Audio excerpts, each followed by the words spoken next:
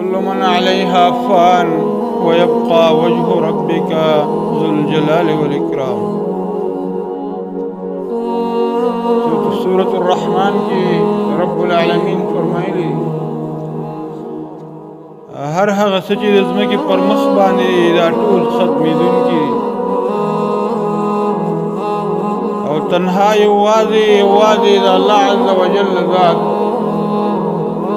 د الله عز وجل وجه دا پاتې کېږي. مسلمانانو ورونو د دنیا زندگی پای ته رسېدل هغه یقیني دي. نو اوله مرحله چې د آخرت زندگی ده هغه قبر دی، روح وتل دی. د هغې نه وروسته الله ته علم دی چې د قبر زندگی څومره کلونه دي.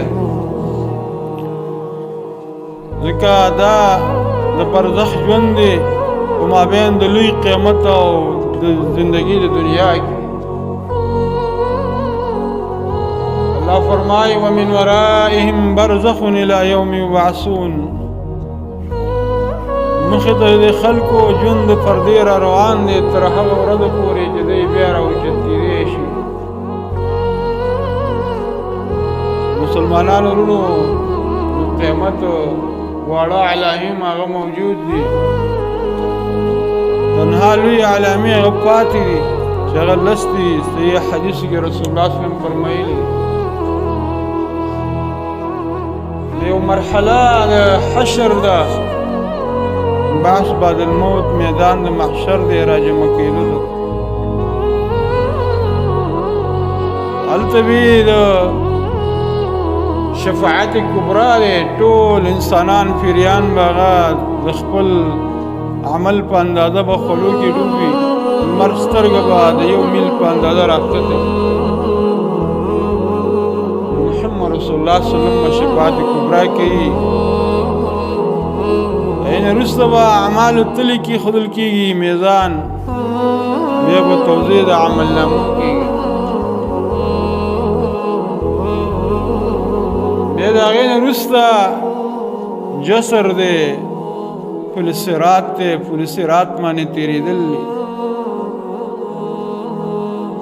لوستل شوي آیات کې الله عز وجل فرمایي وإن منکم إلا واردها كان على ربك حتما مقضيا.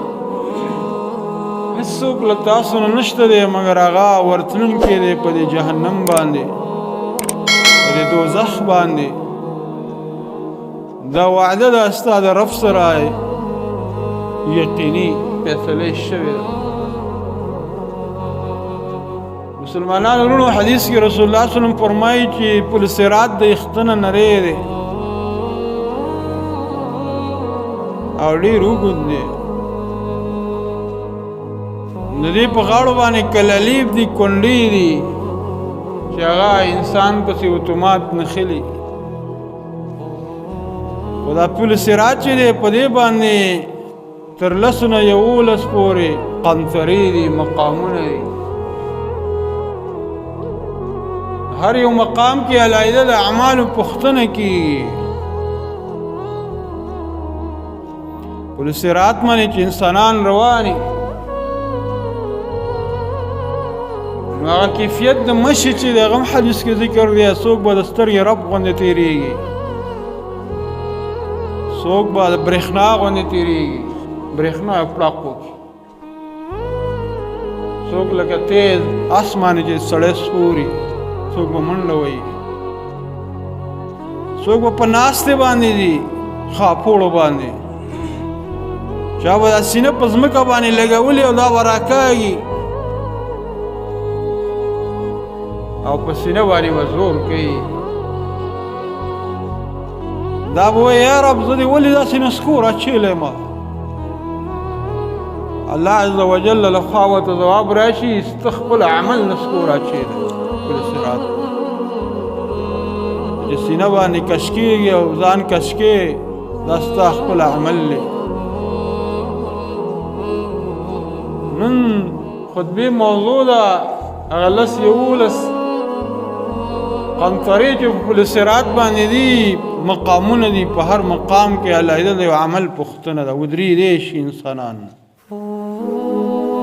ځکه الله فرمایي وقفوهم انهم مسئولون، ودروئ دی لره، دوی نه پوښتنې کېږي. الله عز وجل دې اسانه کړي. لومړنۍ قنطره چې ده مقام د ودرېدلو چې پوښتنه کېږي، رسول الله صلی الله علیه وسلم فرمایي هغه لمونځ دی، وإن صلحت فقد أفلح وأنجح وإلا فقد خاب وخسر. مانځه پوښتنه قبر کې هم کېږي لومړی، او پل صراط باندې هم کېږي.